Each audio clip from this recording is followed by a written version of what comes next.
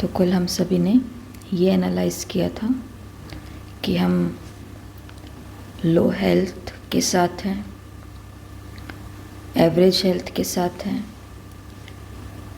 अच्छी हेल्थ के साथ हैं या फिर अल्टीमेट हेल्थ को हमने प्राप्त कर लिया है। तो लगभग जो आंकड़े निकले, जो भी आपने खुद को नंबर दिए, तो वो यही दिखाते हैं कि किसी की लो हेल्थ है और किसी की एवरेज हेल्थ है। कुछ 1 या 2% है जिनकी गुड हेल्थ है, लेकिन हमें पहुंचना है अल्टीमेट हेल्थ तक। तो 21 दिन का हम सभी चैलेंज ले रहे हैं, जिसमें हम कुछ ना कुछ चीज़ें सीखते जाएंगे। तो सबसे पहले आज हम ये बात सीखेंगे कि हमारे शरीर में बीमारियां लगती कैसे हैं, और अगर हम चाहते हैं कि चाहे वो हाई ब्लड प्रेशर हो, चाहे वो कोलेस्ट्रॉल हो, चाहे वो खून का थक्का जो मोटा रहता है दबाव के साथ, या फिर छाती के अंदर कुछ दिक्कत है, हार्ट की प्रॉब्लम्स है, पथरी की दिक्कत है, तो ये जितने भी प्रकार की बीमारियां आदि आदि, तो उन सब की जड़ जो है वो कहीं ना कहीं हमारा खान पान या फिर जो अंदर हमने खाया हुआ है वो अंदर ही अंदर गंदगी बन गई है, टॉक्सिक बन गए हैं। तो अगर वो बाहर नहीं निकलेंगे, चाहे स्टूल के माध्यम से, चाहे यूरिन के माध्यम से, चाहे पसीने के माध्यम से या सांसों के माध्यम से, तो वो अंदर ही अंदर सड़ते हैं। जैसे आपने सुना होगा कि कई ऐसे आर्टिकल आते भी हैं और बहुत लोगों ने सुना भी है कि उनके पेट में, फलाने के पेट में कीड़े थे, कीड़े। तो ऐसा तो नहीं है कि किसी ने कोई कीड़े खा लिए हों और फिर कीड़े आए हों। तो कीड़े कहाँ से बनते हैं? जो हम खा रहे हैं वो सारा का सारा स्टूल बन करके गंदगी जो है वो बाहर निकल नहीं रही है, तो वो अंदर ही अंदर पड़ी हुई सड़ती जा रही है। 1 साल पहले अगर कुछ ऐसा भोजन खाया था, बर्गर है, पिज़्ज़ा है, ब्रेड है, ये सब चीज़ें, वो 1 साल तक अंदर ही अंदर सड़ रही हैं। कहीं आंतों में वो फंसी हुई है, कहीं कोई और नाड़ियों के अंदर वो है, तो वो निकल नहीं पा रही है पूरा। तो इसके लिए आज हम ये चीज़ देखेंगे कि शरीर से इस गंदगी को साफ़ कैसे करें। पहले हमें ये भी पता होना चाहिए कि जब ये शरीर से गंदगी निकल जाएगी, टॉक्सिक्स निकल जाएंगे, तो हमें कैसी महसूसता होगी। तो जो हमने कल देखा चार्ट के अंदर कि सारा दिन एनर्जेटिक फील नहीं होता है, धीरे धीरे डाउन होते जाते हैं, आलस, सुस्ती और ये सब चीज़ें। तो जब शरीर से टॉक्सिक्स निकलते हैं तो एनर्जी फील होती है, वेट कम होता है, त्वचा भी साफ़ होती है, और साथ साथ हमारी जो मेंटल स्टेबिलिटी है, मानसिक स्थिरता है, तो वो भी हम प्राप्त करते हैं। सबसे पहले हमें ये पता होना चाहिए फिर कि जब कुछ भी हम खाते हैं तो जो हम खा रहे हैं उसका क्या होता है। जो हम खा रहे हैं वो सबसे पहले हमारे पेट में जाएगा, पेट के अंदर एसिड है, वो उस खाने को तोड़ता है, टूटता है वो भोजन। तो पेट से गया छोटी और बड़ी आंत में, और छोटी बड़ी आंत तक पहुंच करके फिर जो वेस्ट है वो बाहर निकल जाता है। ऐसा नहीं है कि सभी खाने को पचने में एक जैसा ही टाइम लगता है। अगर हम फ्रूट्स खा रहे हैं तो वो 3 घंटे लेते हैं। 1 घंटा पेट के अंदर टूटने में, फिर छोटी आंत 1 घंटा, बड़ी आंत 1 घंटा, ऐसा 3 घंटा। ऐसे अगर हम सब्जियां खा रहे हैं तो वो 6 घंटा लेते हैं पचने के लिए। तो 2 घंटा पेट में, 2 घंटा छोटी और 2 घंटा बड़ी आंत में। लेकिन अगर हम अनाज खा रहे हैं, दालें हैं, चावल हैं, रोटी है, किसी भी माध्यम से अगर अनाज खाते हैं तो अनाज को पचने के अंदर 18 घंटे लगते हैं। 6 घंटे उसको टूटने में, 6 घंटे छोटी आंत से फिर बड़ी आंत तक 6 घंटे जाने में। तो जैसा खाना है वैसा उसको समय लगेगा। ये बहुत सिंपल सी चीज़ है कि जिस खाने के अंदर पानी ज़्यादा होता है वो समय कम लेता है पचने के अंदर। जिस खाने के अंदर पानी की मात्रा कम है तो वो पचने के अंदर ज़्यादा समय लेगा। और यही खाना जो हम अंदर ही अंदर सड़ रहा है, अगर हमने रात को 8 बजे भोजन किया है, अब उसको 18 घंटे तो पचने में लगेंगे। 18 घंटे का हम इंतज़ार भी नहीं करेंगे, लेकिन उससे पहले ही हम उसके अंदर नाश्ता डाल देंगे। अंदर अभी तक वो काम ही नहीं शुरू हुआ, लेकिन ये चीज़ें हम शुरू कर देते हैं।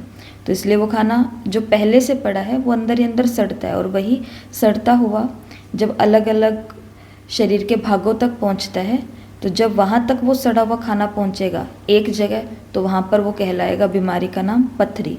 एक जगह पहुँचेगा तो वो कहलाएगा कोलेस्ट्रॉल। कहीं कहीं पर जब ये खून के अंदर सड़ा हुआ खाना पहुँचता है, इसके पार्टिकल्स, तो ये कहलाता है हाई ब्लड प्रेशर, कब्ज़, अस्थमा। तो ये जो भी बीमारी है, हमें लगता है कि ये कोई और कारणों से हो रही है, परंतु इसका पहला मूल कारण है कि अंदर पड़ा हुआ खाना जो है वो पूरी रीति से बाहर निकला नहीं है, वो अंदर ही अंदर सड़ रहा है।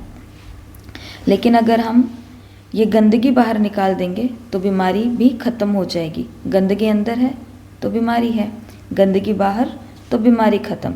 जैसे कि फॉर एग्ज़ाम्पल एक कार है जो पेट्रोल से चलती है। अब पेट्रोल से चलती है और उसके अंदर अगर हमने डीजल डाल दिया तो वो गाड़ी नहीं चलेगी। अब हमको क्या करना पड़ेगा? क्या हम उसके अंदर पेट्रोल डाल दें? नहीं, पहले उसके अंदर जो डीजल डला हुआ है उसे निकालना पड़ेगा, फिर उसकी जगह पेट्रोल डालना पड़ेगा, तभी वो कार चल पाएगी। तो इसी प्रकार से हमारे शरीर के अंदर जो प्राण शक्ति है वो एक काम कर रही है, जिसको ऊर्जा शक्ति, प्राण शक्ति कहते हैं। जैसे किसी व्यक्ति का हाथ टूट जाता है तो वो डॉक्टर के पास जाते हैं और डॉक्टर कुछ नहीं करते हैं, सिर्फ उनको प्लास्टर लगा देते हैं। प्लास्टर लगाते हैं, हड्डी अपने आप ही जुड़ेगी। तो कौन है जो अंदर अपने आप ही जोड़ रहा है? तो वो प्राण शक्ति है। या फिर कोई कट लग गया, कट लग जाता है तो फिर उसके बाद भी अपने आप ही वो जो चमड़ी है वो सेट हो जाती है। तो इसको कौन जोड़ रहा है? प्राण शक्ति। तो इसी प्रकार से ये प्राण शक्ति ही है जो हमारे अंदर डॉक्टर का काम कर रहा है। ये प्राण शक्ति है जो अंदर बैठा हुआ डॉक्टर है। ये दो काम करती है प्राण शक्ति। एक काम करती है पचाने का और दूसरा काम करती है इलाज का। परंतु ये प्राण शक्ति एक बारी में एक ही काम कर पाएगी, या तो ये पचा पाएगी या फिर ये इलाज कर पाएगी।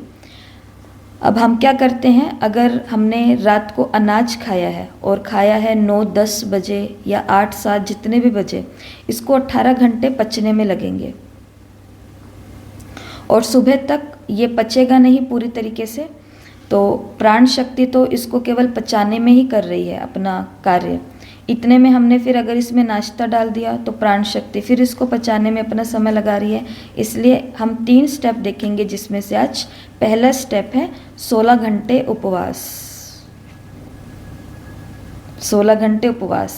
पर जैसे हम 16 घंटे उपवास सुनते हैं तो फिर हमको थोड़ा ऐसा लग सकता है कि 16 घंटा उपवास थोड़ा ज़्यादा है। परंतु अगर हम देखेंगे, अगर हम रात को सोने में ही हमारे 7 से 8 घंटे तो हम नींद में ही होते हैं, फिर सुबह की कार्यविधि में हमारा समय जाता है, तो लगभग 12 घंटे 11-12 घंटे तो हर कोई वैसे भी भूखा रहता ही है। अगर हम 16 घंटे उपवास करेंगे, माना रात को 8 बजे हमने भोजन किया, अगली सुबह अब हम 12 बजे अगर सीधा कुछ फ्रूट्स, जूस, कुछ सब्जियां या कुछ भी हम खाना चाहें, वो भी अभी हम आपको आगे बताएंगे। अगर ऐसा कुछ हम करते हैं तो 8 बजे रात को भोजन किया 8 बजे, अगर हमने ये बहुत हल्का भोजन किया तो 6 घंटे लेगा ये पचने में। लगभग रात के 2 बजे तक ये भोजन पच जाएगा। अब रात के 2 बजे से लेकर के अगली सुबह 12 बजे तक हमारा जो प्राण शक्ति है उसने पचाने का काम तो कर लिया। अब वो अगला काम करेगी कि शरीर के अंदर जो बीमारियां हैं उन बीमारियों का वो इलाज अपने आप करेगी, अगर हम उसको समय देंगे तो।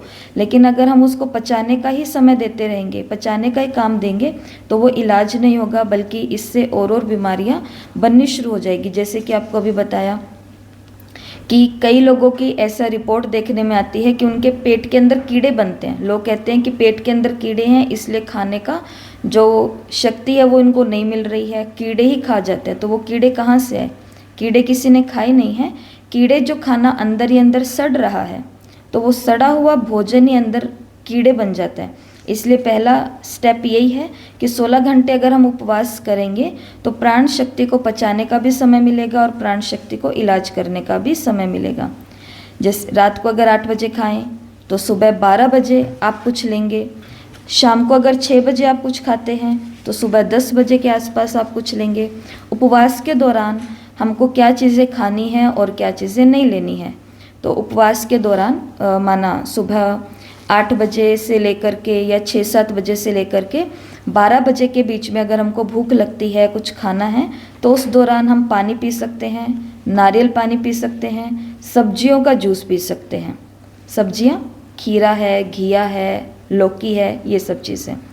उपवास के दौरान हमको लगभग 12 बजे तक क्या चीज़ें नहीं लेनी है। फलों का जूस नहीं लेना, चाय नहीं, कॉफ़ी नहीं, दूध नहीं। उपवास के हिसाब से ही हमारा शरीर बना है। बहुत सारे लोगों को ऐसा लगता है कि उपवास करना तो ये अब नॉर्मल चीज़ है, 16-16 घंटे या 12 घंटे या 14 घंटे कोई उपवास नहीं कर सकता। परंतु प्रकृति ने जो हमको ये शरीर दिया है, ये उपवास के हिसाब से ही बना हुआ है। इस शरीर की संरचना ही ऐसी है कि हम नॉर्मली इसको बिना खाए हुए उपवास पर या व्रत पर रख सकते हैं। शुरुआत में अगर आपको 16 घंटे ज़्यादा लगते हैं तो आप 14 घंटों से भी शुरुआत कर सकते हैं। एग्जाम्पल के लिए, अगर आपने रात को, जो भी हमने पहले बात की, 8 बजे खाना खाया है, 2 बजे तक वो भोजन पचेगा। भोजन पचने के बाद में जो हीलिंग शुरू होगी वो 2 बजे से लेकर के सुबह के 12 बजे तक बीमारियां अपने आप, पथरी जो है वो अंदर ही अंदर टूटनी शुरू होगी, कोलेस्ट्रॉल जो है वो अंदर ही अंदर ख़त्म होना शुरू होगा, हाई ब्लड प्रेशर है वो अपने आप ही, खून जो मोटा हो गया है वो अपने आप ही धमनियों में से पतला होकर के निकलेगा। या जो भी हमने अस्थमे की बात की, कब्ज़ की बात की, तो ये तभी हो पाएगा जब हम अपनी प्राण शक्ति को इलाज करने का समय देंगे। फिर बाद में जो टॉक्सिक है वो कुछ 3-4 माध्यम से बाहर निकलते हैं। ये गंदगी या तो ये स्टूल के माध्यम से, मल के माध्यम से बाहर, यूरिन के माध्यम से, पसीने के माध्यम से या सांसों के माध्यम से ये फिर बाहर निकलेगी। परंतु अगर हम इसको इलाज करने का समय देंगे तो, अगर ये बाहर नहीं निकलती है, हम खा रहे हैं, फिर ऊपर और खा रहे हैं, फिर ऊपर और खा रहे हैं, और प्राण शक्ति है वो सिर्फ एक ही काम कर रही है, वो है पचाने का काम, पचाने का काम, पचाने का काम। इसके लिए वो गंदगी अलग अलग जगह जमती जा रही है।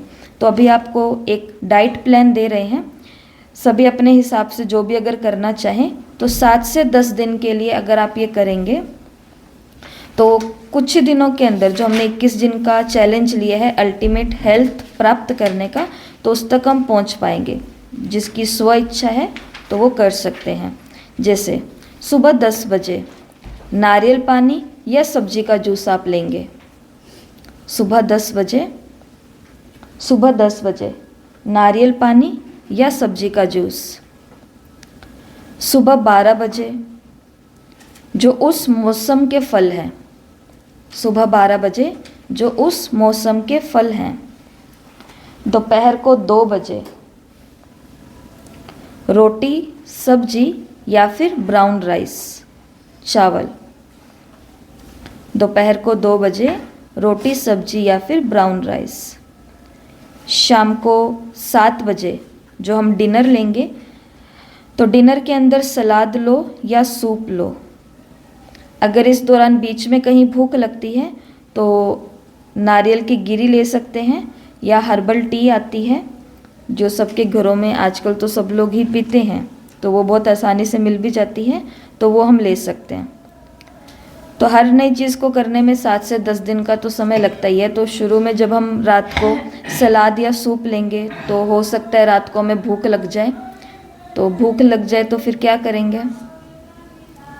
रसोई में जा कर के रोटी का डब्बा खोल करके उसमें से रोटी उठा करके अचार लेकर के खा लेंगे।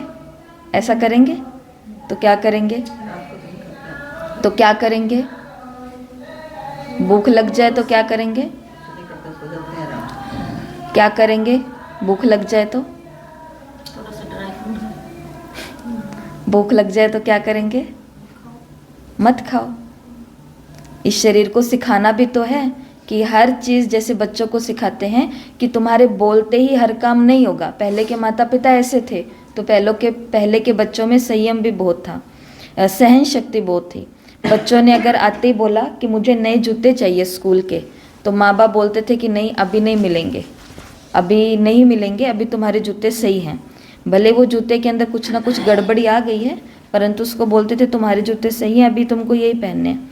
तो उस बच्चे ने ना सुनना सीखा हुआ था। लेकिन अगर अभी किसी बच्चे को कहा जाए, अभी तो बच्चे को कहने की ज़रूरत ही नहीं है, पहले से ही उसके पास 2 3 4 5 जोड़ी सब चीज़ें एक्स्ट्रा पड़ी हुई है। तो जो बच्चा ना सुन ही नहीं सकता, कभी पिज़्ज़ा ऑर्डर करना है और माता ने या पिता ने उसको बोल दिया कि नहीं नहीं ऑर्डर करना, इतने में बच्चे का मुंह इतना बड़ा, कहाँ पर वो बैठा है क्या कर रहा है, और हाथों हाथ ही उसके लिए उसके कहते ही, या फिर कितने सारे बच्चों के पास तो खुद ही जोमेटो और इन सब चीज़ों के लिंक्स होते हैं, वो खुद ही वहाँ से ऑर्डर करते हैं, खुद ही मंगाते हैं। तो कहने का भाव ये है कि उन्होंने ना सुनना नहीं सीखा है। ऐसे अगर हमको भूख लगी है और शरीर को हमने देना शुरू कर दिया, तो हमारा शरीर कब सीखेगा कि ये शरीर उपवास के लिए भी बना है, ये शरीर तपस्या के लिए भी बना है, ये शरीर खुद ही खुद को ठीक करने के लिए बना है। इसलिए सबसे बड़ा डॉक्टर कहाँ बैठा है? हमारे अंदर ही बैठा है। कहते हैं डॉक्टर्स ये बात, हर डॉक्टर नहीं कहते पर कुछ कुछ डॉक्टर कहते हैं, कुछ डॉक्टर्स ये बात कहते हैं कि खाने से ही बीमारियां बनती है और खाने से ही वो बीमारियां ठीक होंगी। परंतु बहुत खाने से बीमारियां बनती है और कम खाने से या बैलेंस्ड खाना खाने से, या ऐसा खाना जो हमने यहाँ पर चर्चा की कुछ दिन तक अगर हम करेंगे तो आप खुद देखोगे आपका बीपी नॉर्मल रहता है, आपकी पथरी है वो भी अपने आप ही टूट करके बाहर निकलेगी इन माध्यमों से, कोलेस्ट्रॉल है वो अपने आप ही होगा, या जो भी ये बीमारियों के नाम आपको बताए, अस्थमा हो गया, कब्ज़ हो गया, बहुत लंबे समय तक अगर ये सब चीज़ें रहती है तो ये सब चीज़ें सिर्फ इसी कारण है कि पुराना खाना अंदर ही अंदर पड़ा हुआ सड़ रहा है, नया हम डालते जा रहे हैं, प्राण शक्ति इलाज करने का उसको समय नहीं मिल रहा है, केवल वो पचा रही है। तो आज तो केवल हमने एक ही स्टेप की बात की है, कल हम बाकी 2 स्टेप की भी चर्चा करेंगे। ओम शांति।